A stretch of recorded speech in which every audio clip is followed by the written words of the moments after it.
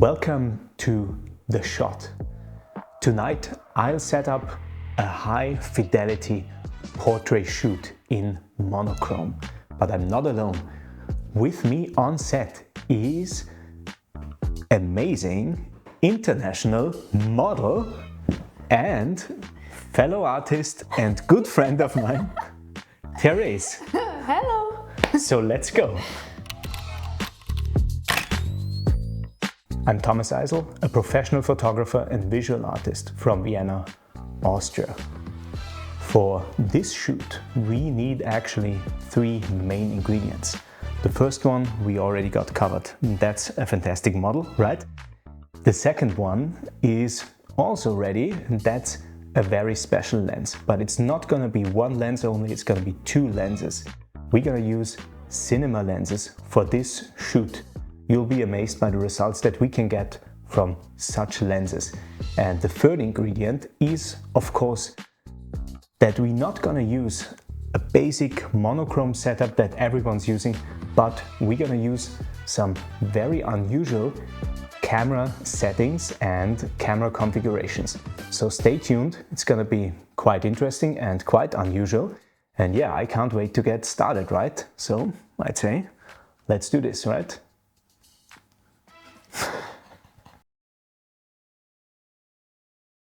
While Terez is getting ready, we got some time to talk a little bit about camera equipment. So what I'm going to use today is really a combination of various selected items which go very well together for this kind of shoot. And the stars of today are definitely the two cine lenses by Sirui. So I got two lenses of the Night Walker series of lenses with me. It's the 16mm T1.2 and already on my camera the 24mm 1.2. So as I'm going to use these lenses on a micro four thirds camera, namely the OM system OM1, they are actually equivalent to a 32mm and a 48mm on a 135 camera. And those are actually two excellent focal lengths for working indoors because, well, when you are working in an apartment like we do today, you cannot really get these ultra long distances. So basically you can usually leave the 85mm equivalent portrait lens at home, right? So those are going to be the two lenses. And what I really like about these lenses is not only that they are super fast, but they give you a very unique look. It's hard to describe and it's best to see for yourself afterwards, but really the rendering is a mix between classic and modern, and that is of course due to the lens formula employed by Sirui. And especially in black and white, well, these lenses look, in my opinion, absolutely gorgeous. And another bonus, what I really like, and you're gonna see that in practice as well, is that focusing on cine lenses is just completely different than focusing with a regular photography lens. The focus throw, so the rotation of the focusing ring, is longer, which allows you to actually work a little bit more precisely, but also very smoothly. It's really something that you have to experience yourself, in all honesty. So those are the two lenses I'm going to use today. But of course, that's not all. I said I'm gonna come up with some unusual equipment choices or stuff that you probably haven't seen there. And what I'm gonna use is actually two classic lens filters which are very rarely used today. So I'm gonna use only one of them, of course, and that's actually a so-called FLW or FLD filter. So what are these filters? I'm gonna hold one of them in front of the camera really quick. Those are purple filters and they are actually intended for photographing under fluorescent light. So why am I putting these on my lenses today? Well, the reason behind that is that digital cameras actually show a bit of a bias towards green. That's of course due to the Bayer filter array, but when you are taking black and white photos, and you use one of these FLW or FLD filters, then you can basically shift the camera's spectral characteristic around a little bit. And yeah, I really like what FLW filter does. So maybe under these circumstances I could also go with the lighter filter, the FLD filter, but yeah, I'm gonna stick, in all honesty, with the FLW filter. And as I'm gonna start out with the wide shot, I'm gonna mount this one on my 16mm first. It is very important that these filters, of course, take a little bit of light out of the scene, so you really want a fast lens. And yeah, that's also one of the reasons why I really like to work with these T1.2 lenses, which I'm obviously going to use wide open today. So that is the first unusual choice. Let me swap lenses here really quick, because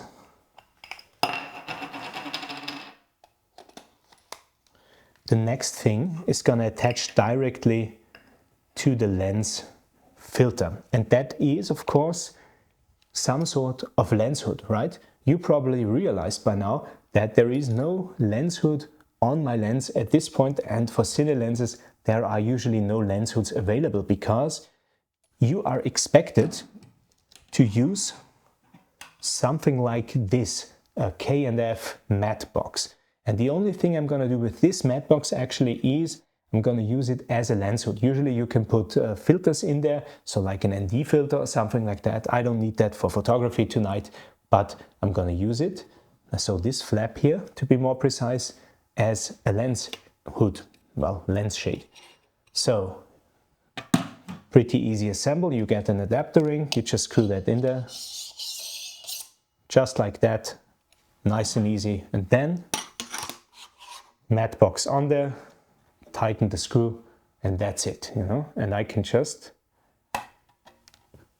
adjust the position of the flap, and that's it. But for now, let's keep it closed. So, and last but not least, to ensure a smooth shooting experience when working with manual focus lenses, I highly recommend, as regular viewers of my channel already know, an external monitor. So in this case, I'm going to use the Shimbol Memory 7 Pro. So that's the biggest one available from Shimbol. It's actually almost as big as the whole camera setup, but this really pays off. I can work comfortably from the hip and get the shots in focus even without the need to magnify any portion of the screen. So that's my setup. I'm gonna attach the monitor really quick. And yeah, HDMI cable in there, and that's everything we need. Yeah. But the real tricks are about to come in a minute. So let's see whether Terez is already finished.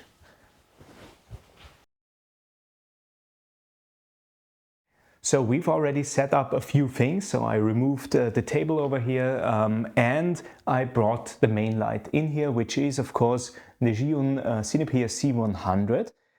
Usually I'm using this light with the softbox attachment or bare bulb and try to get it very close. But this time I'm gonna go with a very different look.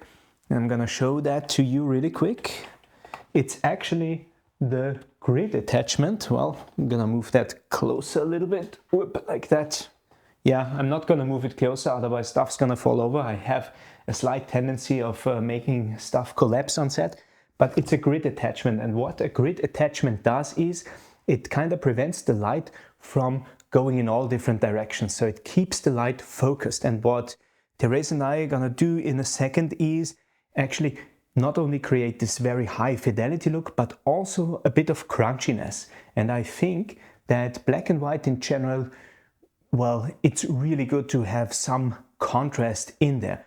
Two things facilitate contrast, and the one thing is of course that you focus the light so you don't have this very soft light flooding around in the room everywhere. And the second thing that facilitates contrast is actually getting the light closer to the model, because of the inverse square law, of course. And that's what we're gonna do now. And yeah, that's also why I'm working with the 16mm lens, because it gives me a little bit wider angle of view so I can get closer, still get full body shots. And yeah, that's the idea behind the setup. And what's also great is that I'm controlling the light with an app, right? Yeah, so that's perfect. Okay, so look at that, stuff is already falling apart. It's already happening. Okay, let's adjust a little bit, like I'd say like this. So you have to be really careful when working with focused light because, well, it's focused, right? So you really want the light to be in a specific spot. And I'm gonna grab a test shot. I really like the shadow, so let's focus this lens and you can see how buttery smooth this works. Yes, and another test shot right there. Perfect. Yeah. That's good. Maybe, yeah, great. Oh, there is like one piece of strand of hair. Awesome. So, okay, that's good. So, in terms of lighting, I'd say we are already in the general ballpark here. But of course, I have to do a couple of things more before I actually get the shot. And one thing is, I'm of course in the monochrome mode, you already saw that, but I also have to take a white balance reading, because even when photographing in black and white, the white balance is important because it actually sets the balance between red, green and blue channels, and that's also going to impact black and white output. So while I was on auto white balance now, I'm going to switch to the custom white balance setting, and I'm gonna grab a white balance reference shot really quick, which is super easy to do. And oops. Oh yeah, thank you. Yeah, great. Two hands are always better than one, so yeah. And I just have to frame it in the center. That's good. And we got the white balance reading, and you can see instantly that the whole scene looks much more balanced. And what I also like to do, and that's the second tip here, is, of course, there is a filter that makes skin look more pleasing, and that's usually an orange or a red filter. So I'm gonna set a digital orange filter in camera. So look at that, that's already a lot better. And yes, I really like that. I'm going with an upper body portrait here. So yes, awesome. Terez, that's awesome. I really like it. Yeah.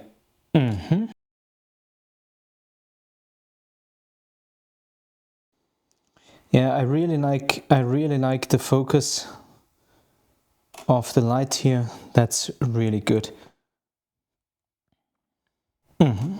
Great. So, honestly, that's probably even cooler than before. So, what I also recommend doing is to always slightly frame the subject off center. Yeah. That's good. That's good. Can you please hold this pose even after I've captured the shot? Perfect. My knees are gonna break during these sessions, I'm afraid. No, jokes aside, what I also really like to do is check the exposure with the so-called false color feature. That's also a benefit of using a video monitor. I mean, it looks pretty funny, yeah, but you can see the exposure immediately. So that's also a great thing. And what I'm gonna do here is I'm gonna check the exposure here. And as you can see, yeah, the lingerie that on top is a bit, maybe a tiny bit too bright, and the background as well. That indicates that one of the color channels is clipping, but as we are in black and white, one color channel clipping means there is still all the detail, and I really like this pose. So false colors off and focus on photography. Okay, let us work this shot, okay? Yeah. Terez, that's awesome. And that's the magic of cinema lenses. They just look gorgeous right out of camera.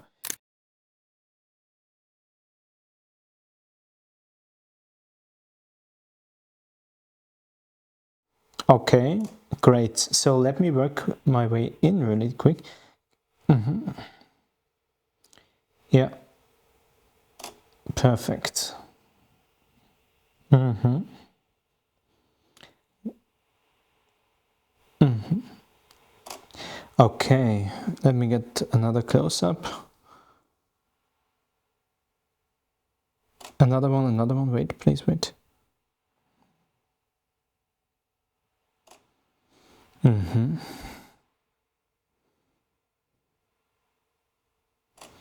All right. Okay, so even though these close-ups worked, right? They're not bad photographs. I think we can still improve them by switching to a longer focal length. I really think that for these short distances, 50mm equivalent on a 135 camera is really a good decision to make here. And yeah, that's exactly what I'm going to do now. I'm going to switch lenses really quick, and well, Terez, it's going to take a while, so yeah, you can relax for a second. Yes. So, and while I'm here on the floor switching lenses, I'm going to show you another advantage of having a matte box, right? You just unscrew this thing, matte box comes off. Then another advantage of having a cine lens is that the lens caps fit on every lens in the lineup because, of course, same filter thread. In any case, let's unscrew this. This is the adapter ring and the filter. Then I'm going to pop on the lens cap really quick. And there we are. Changing lenses. And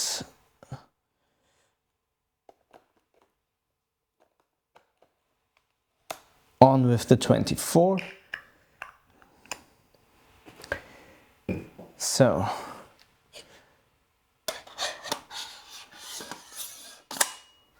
yes, that's it. So even though I had to change a couple of things here, it all went pretty smoothly.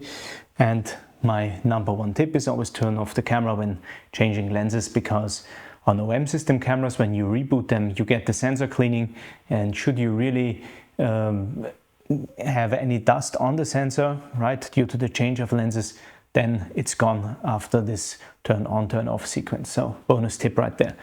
Yeah, reboot this thing and I'd say we are ready to go, but I'm gonna grab a glass of water really quick before we continue with some close-ups. And you're gonna see the difference, right? You're gonna see the difference. This change of focal lengths, well, it's really gonna pay off. And we are back. So yeah, let's get some portraits here. That's great. Yeah, I'm going to record the screen so you can see what I see right now in my viewfinder, and that is just amazing. And another very cool thing is that, of course, a monitor has built-in focus peaking. So that's what I've activated right now. You can see that on the screen, and now focusing is even easier. Yes, here is, let me get one like this, and let's move a little bit closer.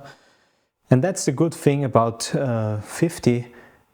I can really get closer and not distort the face in awkward ways. Let me work this angle a little bit. Yeah, that's cool. Can you do the hair thing? Yeah, awesome. Let me get, yeah. Great, awesome stuff. And just note, yeah, how amazing the out of focus areas look with these cine lenses. This is really fantastic. Yeah, yeah, cool. Amazing, amazing. Yes, yes. If you got a pose that's really good, work it, and that's what I'm gonna do. I'm gonna... Can you lower your head really quick, like you had before? Like, yeah, exactly. Oops, some German words slipping in there. Terez, that's awesome.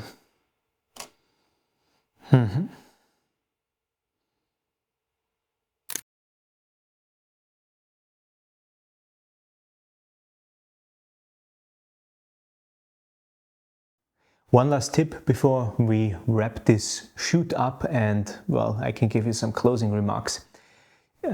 Actually, the last tip is never ever stick to one location only. Even if you think that you got the shot and that you got the look that you were looking for, always consider other places on location. If you're working in a photo studio, this could be as simple as zooming out, and showing just the whole setup with the flashes and so on and so forth. When working in an apartment, it could be as simple as to move just to a table and just observe the light in the scene, and just get a different perspective, a different shot, right? So, and what we discovered is actually that the hallway looks really, really nice when it is out of focus, and that's why we are setting up a shot right here. So I'm gonna move the light really quick because I'd say, so that's probably gonna block Terez's face for you in the video. We will see. So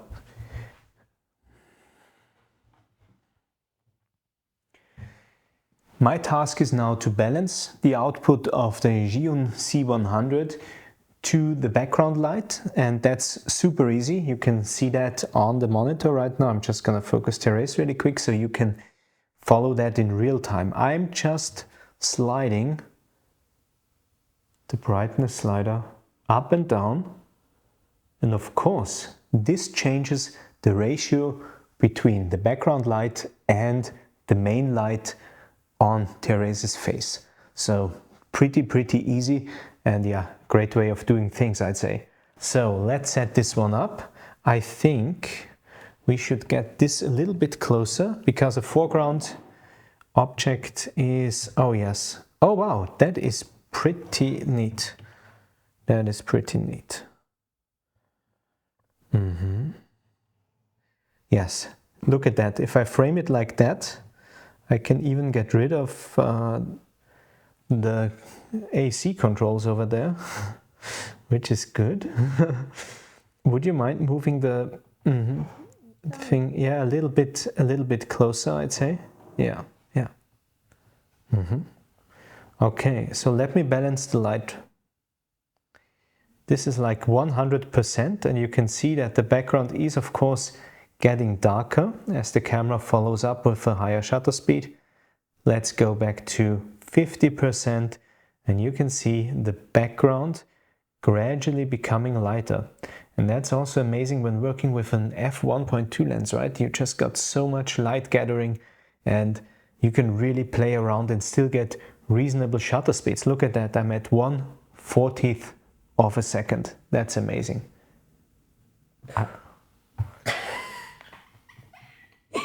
Sorry, moving up.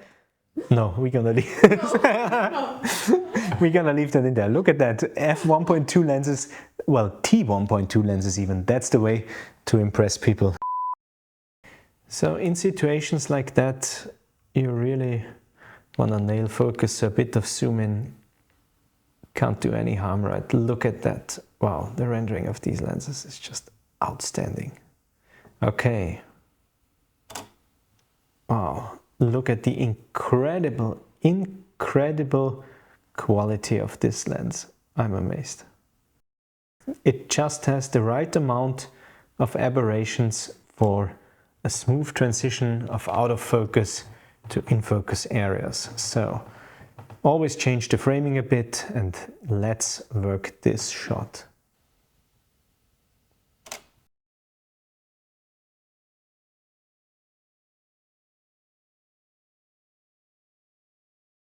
Before we call this one a wrap, a few closing remarks. Keep in mind that this channel is actually community funded, so consider becoming a channel member or donating a cup of coffee via the links down below. Also, if you want to purchase any of the equipment that you saw in this video, please feel free to use the affiliate links below. Your support is much appreciated and also needed to keep this channel going. Thanks again for watching. See you next time.